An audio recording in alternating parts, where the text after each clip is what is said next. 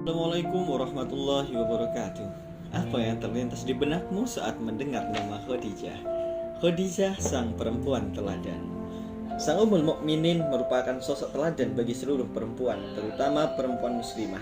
Ia menjadi perempuan terhormat dan mulia. Selain terlahir dari keluarga terhormat, ia juga menjadi sosok yang mandiri, sukses berbisnis, kaya raya, dan lebih penting lagi, sangat dermawan. Khadijah merupakan putra dari Khuwailid bin Asyad bin Abdul Uzza bin Qusay, berasal dari keluarga elit Quraisy. Ibu Khadijah bernama Fatimah binti Zaidah. Khadijah lahir di Mekah 15 tahun sebelum tahun gajah, dan di kota yang sama ia tumbuh besar di rumah ayahnya.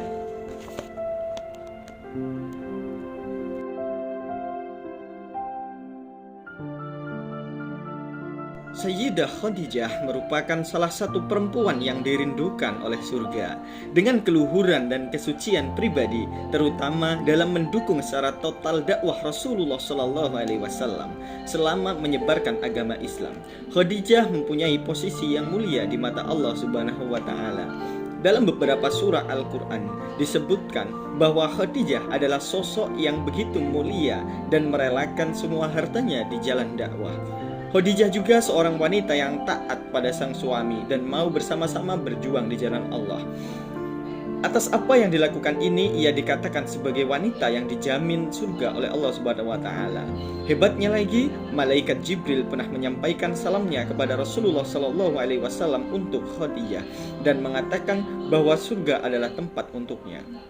Ya Rasulullah, Khadijah sebentar lagi akan datang membawa bejana berisi lauk, makanan atau minuman. Kalau ia sudah datang, sampaikan salam dari Allah dan dariku untuknya. Berikan kabar gembira bahwa rumahnya kelak adalah surga. Hadis riwayat Bukhari dan Muslim. Pada mulanya pernikahan Khadijah dengan Rasulullah melalui proses yang unik dan romantis. Awal mulanya adalah ketika keduanya saling bekerja sama dalam bisnis. Saat itu Rasulullah SAW masih seorang pemuda yang dipercaya oleh Khadijah untuk mendagangkan barang-barang dagangannya keluar kota.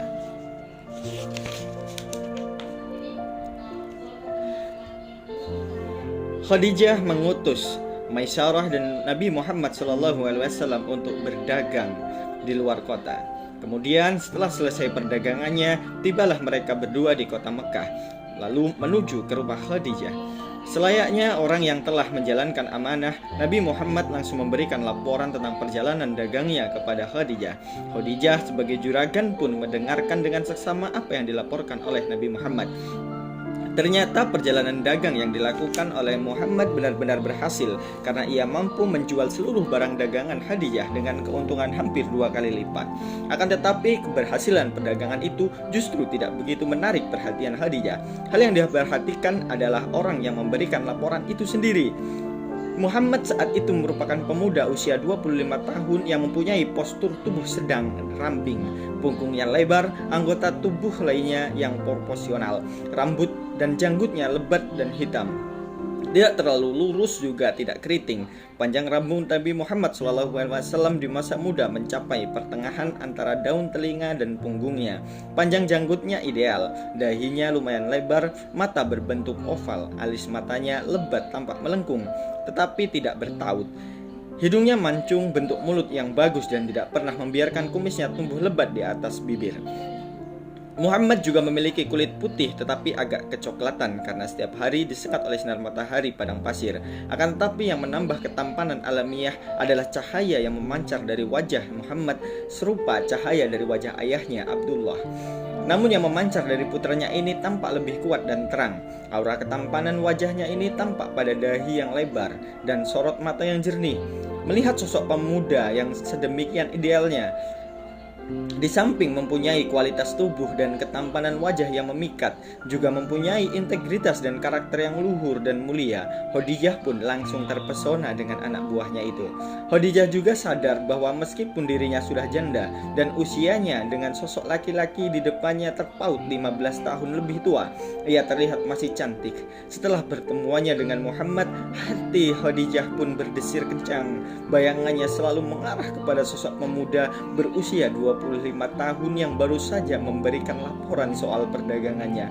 Ia semakin bertanya-tanya dalam hatinya, akankah Muhammad bersedia menikah dengan dirinya?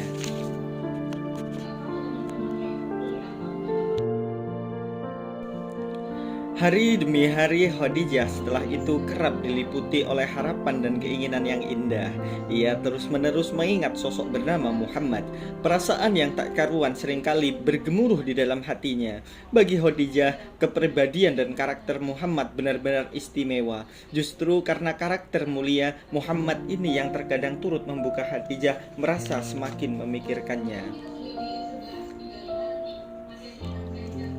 Perilaku yang tidak biasanya ini pun ditangkap oleh sahabat karibnya yang bernama Nafisah binti Munabbih.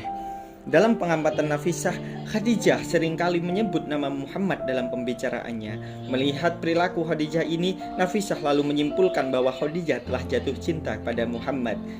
Seperti kata-kata yang sering kita dengar, barang siapa yang mencintai sesuatu, maka ia akan banyak menyebutkannya. Entah ini hadis atau hanya makalah, yang pasti ini sangat relevan dengan apa yang telah dirasakan oleh Khadijah pada saat itu. Sebagai sahabat, Nafisah pun memberikan dukungan kepada Khadijah agar berani mengungkapkan perasaannya itu kepada keluarga Muhammad. Jika memang cinta dan sudah mantap, maka tidak ada alasan lagi bagi Khadijah untuk tidak melamar Muhammad. Apalagi ia juga terkenal sebagai perempuan terhormat dan kaya raya. Berkat dukungan ini, maka Nafisah pun ditunjuk langsung oleh Khadijah sebagai perantaranya, dalam bahasa sekarang sebagai mak comblang, untuk mengungkapkan perasaan Khadijah kepada Muhammad. Maka sebelum melangkah lebih lanjut, terlebih dahulu Nafisah mendatangi Muhammad. Lalu Nafisah berkata kepada Muhammad, "Muhammad, kenapa engkau masih belum berpikir untuk mencari istri?" tanya Nafisah. Nabi Muhammad menjawab, "Keinginan ada, tetapi kesanggupan belum ada," kata Nabi Muhammad. Lalu Nafisah menjawab, "Bagaimana kalau seandainya ada yang hendak menyediakan nafkah, lalu engkau mendapat seorang istri yang baik, cantik, berharta, berbangsa dan sekufu pula denganmu? Apakah engkau akan menolaknya?" tanya Nafisah lagi. Lalu Nabi Muhammad menjawab, "Siapakah ia?" Nafisah menjawab dengan berterus terang, "Khadijah. Asalkan engkau bersedia, sempurnalah segalanya, urusannya serahkan kepadaku," kata Nafisah meyakinkan. Usaha Nafisah akhirnya berhasil dan Muhammad siap menerima tawaran Khadijah. Setelah meyakinkan Muhammad, ia bergegas menemui Khadijah. Di hadapan Khadijah, Nafisah bercerita kesediaan Muhammad. Begitu pula Muhammad yang segera membicarakan hasil pertemuannya dengan utusan Khadijah kepada pamannya Abu Thalib. Mendengar ucapan keponakannya itu, Abu Thalib pun merespon positif. Sebagai seorang paman sekaligus pengasuh Muhammad sejak belia, ia tidak keberatan jika keponakannya menikah dengan seorang janda yang kaya dan terhormat seperti Khadijah.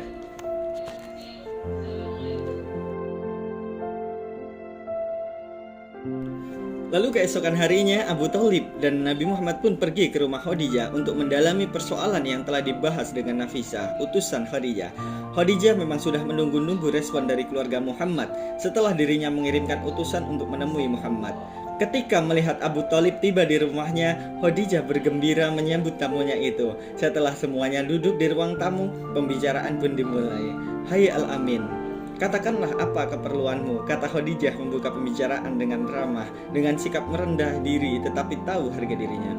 Lalu Muhammad Al-Amin lalu berbicara serius dan terus terang. Meskipun agak malu-malu, ia mengungkapkan apa yang menjadi maksud kedatangannya. Meski demikian, ucapan Muhammad juga tidak langsung mengarah pada poin intinya. Nabi Muhammad berkata, "Kami sekeluarga membutuhkan honor dalam perjalanan niaga kemarin. Keluarga kami amat memerlukan untuk menikahkanku. Adapun honor perdagangannya itu hendak dijadikan modal untuk pernikahan tersebut," jawab Muhammad sambil tertunduk, membuat perempuan hartawan itu memandang dengan penuh ketakjuban dan semakin terpesona kepada pemuda di hadapannya. Walau demikian, Khadijah pun pandai bersandiwara. Ia tak langsung mengungkapkan keinginannya untuk menikah dengan Muhammad. Sebaliknya, Khadijah dalam komunikasinya itu lebih menyukai menggunakan bahasa sastrawi yang penuh simbol, hingga sempat menimbulkan kesalahpahaman dari pihak keluarga Muhammad termasuk Abu Thalib. Untuk merespon maksud Muhammad, Khadijah berkata, Oh, ternyata itu, Muhammad.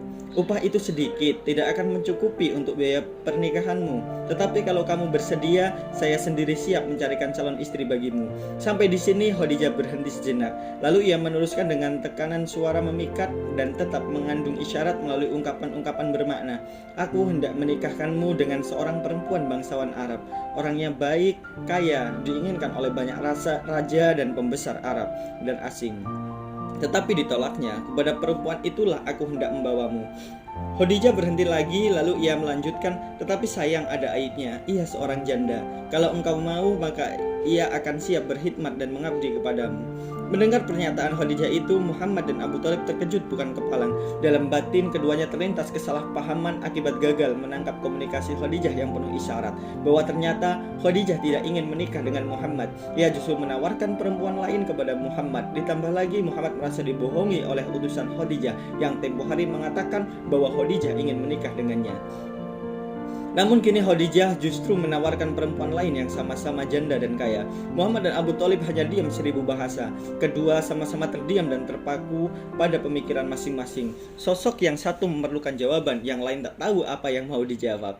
Khadijah sendiri tak dapat mengetahui apa yang terpendam di hati pemuda Bani Quraisy itu. Pemuda yang terkenal dengan gelar Al-Amin, Muhammad dan pamannya pun semakin bertanya-tanya siapa gerangan perempuan yang ditawarkan Khadijah. Terlampau dilanda tanda tanya dan teka-teki, Muhammad dan Abu Thalib akhirnya meminta izin untuk pulang tanpa memberikan jawaban iya atau tidak. Melihat Muhammad dan pamannya tidak memberikan putusan dan pamit pulang, Khadijah sendiri menjadi galau. Tentang kepiluan Khadijah yang tidak mendapatkan jawaban Muhammad itu jelas dijelaskan oleh Babai Amuli seperti, hatiku telah terlambat kepadamu, di dalam taman hatiku terdapat kecitaanmu. Jika engkau tidak menerima tawaranku, rohku akan terbang dari ragaku. Begitu kata Khadijah. Sesampainya di rumah, Muhammad dan pamannya segera menceritakan kepada keluarga yang lain. Kepada keluarga besarnya itu, Muhammad berkata, aku merasa sangat tersinggung oleh kata-kata Khadijah, seolah ia memandang enteng dengan ucapan ini. Mendengar laporan dari Muhammad, paman dan bibi Muhammad pun langsung berdebat keras. Abu Thalib hanya diam termenung mengetahui apa yang baru menimpa keponakannya. Bibinya Muhammad bernama Atikoh pun tak mau kalah. Mendengar keponakannya diperlakukan secara semena-mena oleh Khadijah yang merasa ditipu, ia juga ikut marah. Sekedar untuk diketahui, Atikoh ini merupakan seorang perempuan yang cepat naik darah. Kalau pihak yang dinilai menyinggung kehormatan Bani Hashim, Atikoh langsung berkata keras, Muhammad, kalau benar demikian, aku akan mendatangi Khadijah. Benar saja apa yang dikatakan. Perempuan itu pun melabrak Khadijah di rumahnya. Atikoh langsung memberikan teguran keras kepada tuan rumah dan berkata, Khadijah, kalau kamu mempunyai harta kekayaan dan bangsawan, maka kami pun memiliki kemuliaan dan kebangsawanan. Kenapa kamu menghina putraku, anak saudaraku yang bernama Muhammad? Mendengar teguran keras dari Atikoh itu, Khadijah langsung terkejut dan sadar bahwa ternyata komunikasinya dengan Muhammad dan Abu Thalib dengan menggunakan bahasa isyarat itu menimbulkan kesalahpahaman bagi keluarga Muhammad. Tak disangka bahwa kata-kata yang penuh ungkapan malah dianggap penghinaan oleh Muhammad dan keluarganya. Maka saat itu Khadijah berusaha menenangkan dan mendamaikan hati Atikoh dengan memberikan penjelasan. Siapa yang sanggup menghina keturunanmu dan sukumu? Terus terang saja, kukatakan kepadamu bahwa yang aku maksud dengan janda yang hendak aku tawarkan kepada keponakanmu Muhammad itu aku sendiri. Maksudnya, kalau ia mau, aku bersedia menikah dengannya. Kalau tidak, aku pun berjanji tak akan bersuami hingga mati. Jelas Khadijah.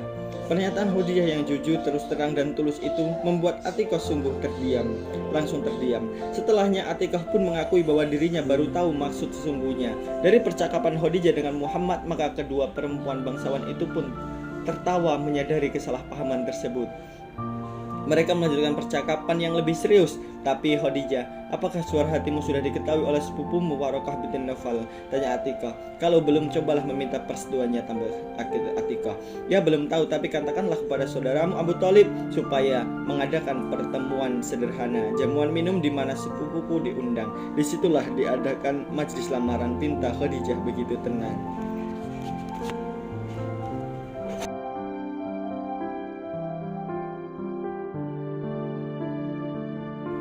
Lalu setelah itu lamaran selesai dan waktu pernikahan pun telah disepakati bersama, maka sampailah momentum yang ditunggu-tunggu, yaitu tergelarnya acara sakral pernikahan antara Muhammad dan Khadijah.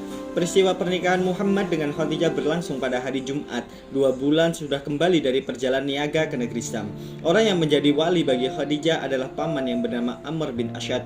Waraqah bin Naufal membacakan khutbah dalam pernikahan dengan fasih.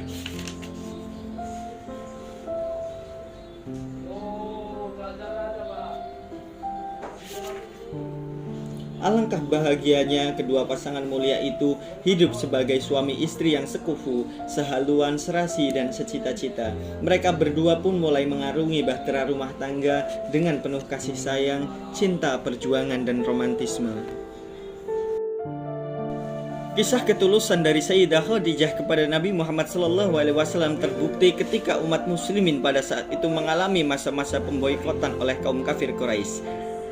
Andai saja kita mendengar perbincangan pasangan suami istri itu pada suatu malam di masa-masa sulit keduanya, sungguh akan menguras air mata. Masa ketika Rasulullah SAW dan seluruh keluarganya diblokade oleh kaum Quraisy Makkah, hingga tak ada lagi makanan yang dapat mereka peroleh kecuali dengan sembunyi-sembunyi. Tidur pun hanya beralas tikar pelepah kurma yang tak mampu menghangatkan badan di tengah musim dingin padang pasir yang menusuk tulang. Nabi Muhammad berkata kepada Khadijah, "Aku merasa malu kepadamu, wahai Khadijah." Lalu Khadijah menjawab, "Mengapa kau berkata begitu, wahai Rasulullah?" Lalu Muhammad menjawab, "Sebab aku menikahimu dan saat itu engkau mulia di kaummu. Namun kini mereka mencaci maki dirimu. Aku menikahimu saat kau kaya raya. Semua yang kau inginkan tersedia. Kini setelah menikah denganku, kau malah makan ala kadarnya. Bahkan seringkali harus menahan lapar untuk waktu yang lama."